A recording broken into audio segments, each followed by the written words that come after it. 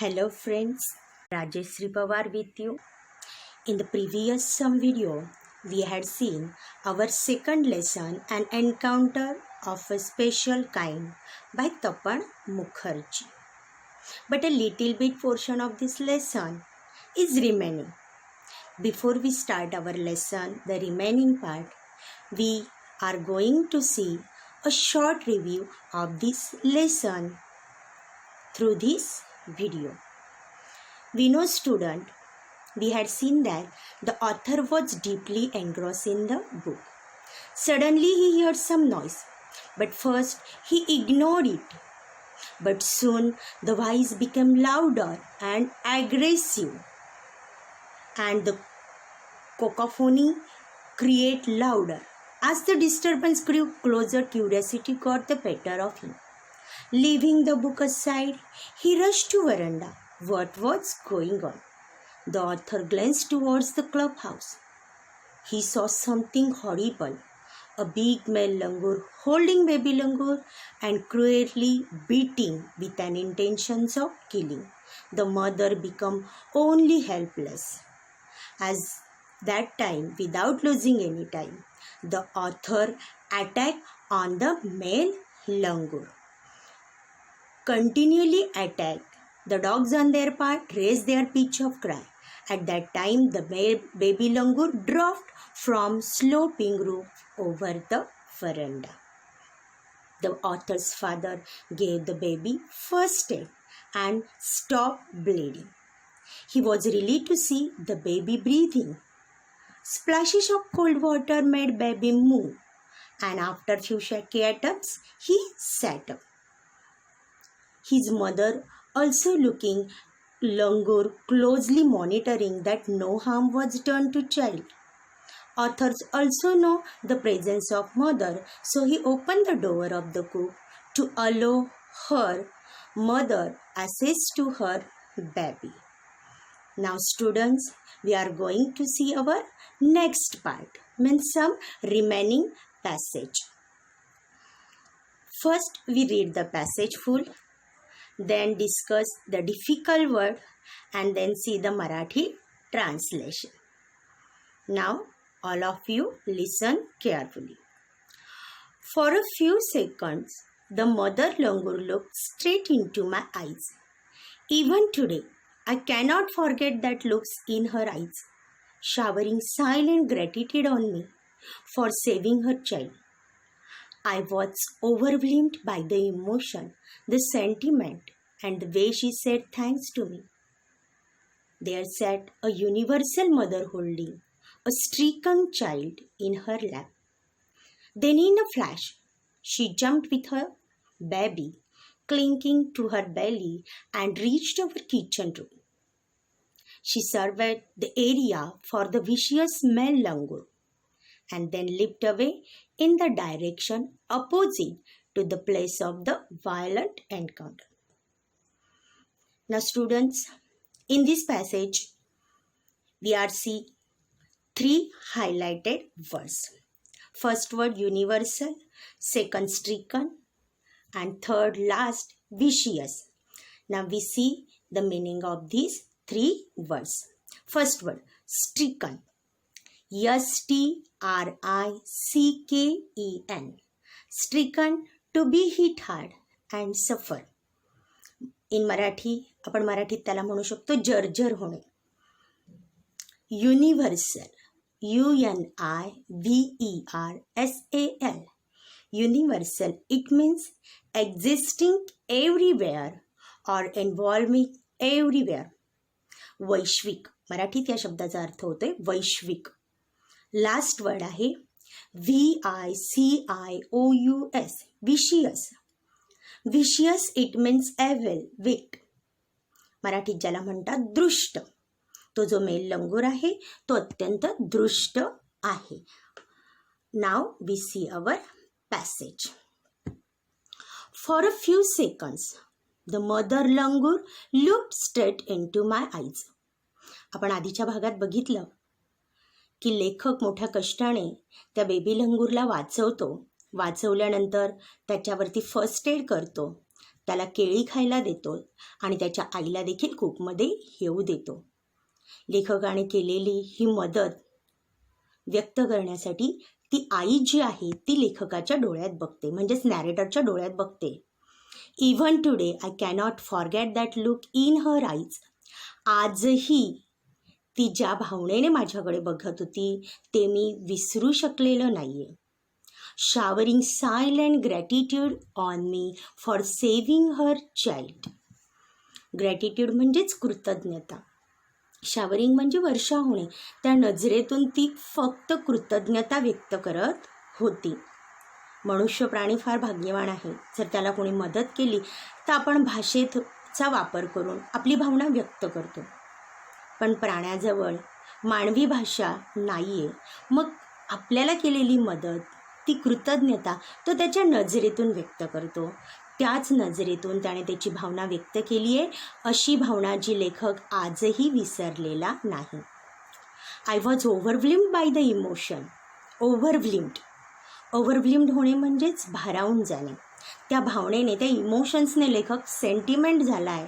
The way she said thanks to me. ज्या पद्धतीने मला तिने थँक्स म्हटलं आहे त्या पद्धतीने लेखक, द नॅरेटर, बिकम ओव्हरव्लिम्ड.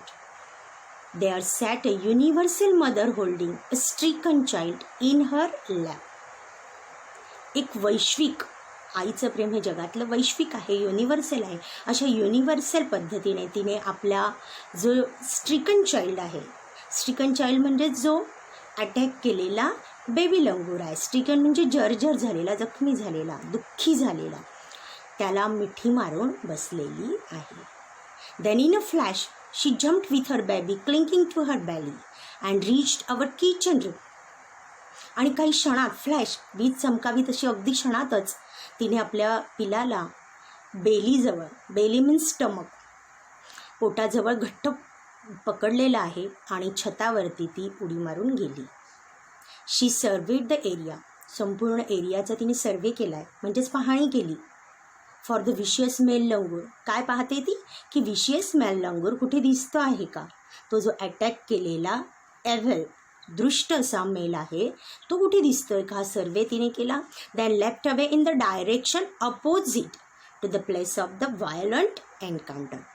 ज्या डायरेक्शनला त्यांचं डेन होतं, ते ज्या ठिकाणी राहत होते त्याच्या अगदी अपोजिट दिशेने ती निघून गेलेली आहे. व्हायलंट एन्काउंटर म्हणजेच अत्यंत हिंसक असं आक्रमण करणारा त्यांचा जो ठिकाण होतं ते सोडून दिलेलं आहे आणि अपोजिट साईडने गेली आहे. याचा अर्थ तिने आपल्या पिलाला घेतल्यानंतर तो गट, तो ग्रुप सोडून देण्याचा निर्णय घेतलेला आहे.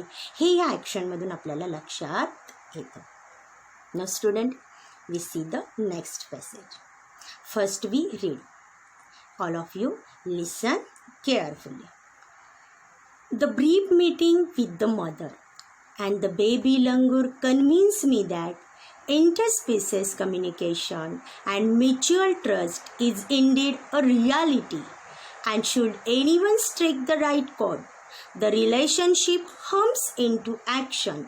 The mother langur showed me that food was not the only means of communication between man and animal, but that there were other means of establishing a bond through trust, compassion, and mutual understanding. 55 years have passed since that day. I am now 70 years old, but I still fondly remember that an encounter of a special kind. Now students, we see two highlighted words here, dark words. First, hums into action.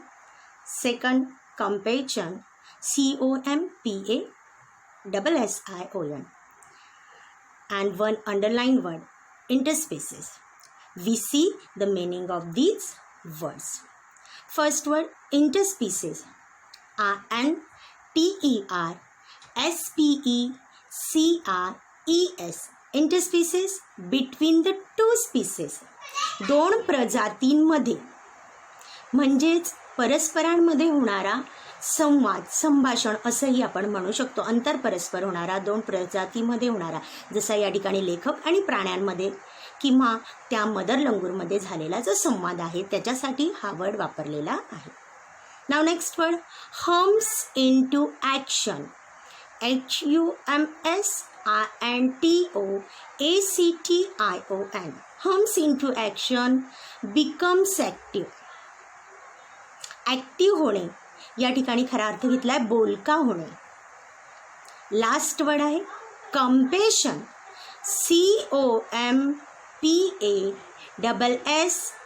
COMPASSION. Compassion, sympathy and kindness. दया आणि करुणा. Now students, we see our passage. The brief meeting with the mother and the baby langur convinced me that interspecies communication and mutual trust is indeed a reality. And should anyone strike the right chord, the relationship hums into action. हा पूर्ण एक word घेतलेला आहे. या ठिकाणी हा जो शब्द आहे स्ट्रिक द राईट कोड, ही पूर्ण एक फ्रेज आहे. त्या फ्रेजचं आपण मिनिंग बघूया. टू स्ट्रिक द राईट कोड म्हणजे to cause someone to remember something. अशी एखादी घटना घडणे की ज्यामुळे आपण ती आठवण्यास प्रेरित होऊ शकतो. आता आपण ह्या पूर्ण ओळीचा अर्थ बघूया. The brief meeting with the mother and the baby langur convince me that. लेखकाला जेव्हा त्या आईच्या, आई म्हणजेच माकड आई जी आहे आणि ते बेबी लंगूर आहे यांच्यातली जेव्हा सविस्तर मीटिंग झाली, मीटिंग म्हणजे खरोखर मीटिंग नाही पण लेखकाची जेव्हा या दोघांशी गाठभेट पडली तेव्हा लेखकाला खात्री पडली, खात्री पटली आहे की interspecies communication and mutual trust is indeed a reality.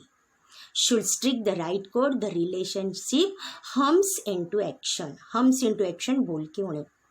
ज्यावेळेस दोन प्रजातींमध्ये संवाद होतो त्यावेळी खरोखर मॅच्युअल अंडरस्टँडिंग, म्युच्युअल ट्रस्ट, एकमेकांबद्दलचा विश्वास हा अत्यंत गरजेचा असतो. जो विश्वास त्या आईने, त्या माकडाने लेखकांच्या कुटुंबाबद्दल दाखवलेला आहे. The mother langur showed me that food was not the only means of communication between man and animal. The mother langur showed me that. ती जी आई आहे तिने मला दाखवून दिलं, कोणती आई तर त्या माकडाची आई, की फक्त प्राण्यांना अन्न दिलं, निवारा दिला, त्यांची काळजी घेतली की तरच ते आपल्यामध्ये कम्युनिकेशन करतात असं नाही. तर आपल्यामध्ये त्यांच्याबद्दल जो विश्वास आहे त्याच्यातून पण आपलं रिलेशन जे आहे, आपली जी बॉन्ड आहे, नातं आहे ते तयार होऊ शकतं. Compassion and mutual understanding. त्याच्यासाठी आपल्यामध्ये कंपेशन असलं पाहिजे.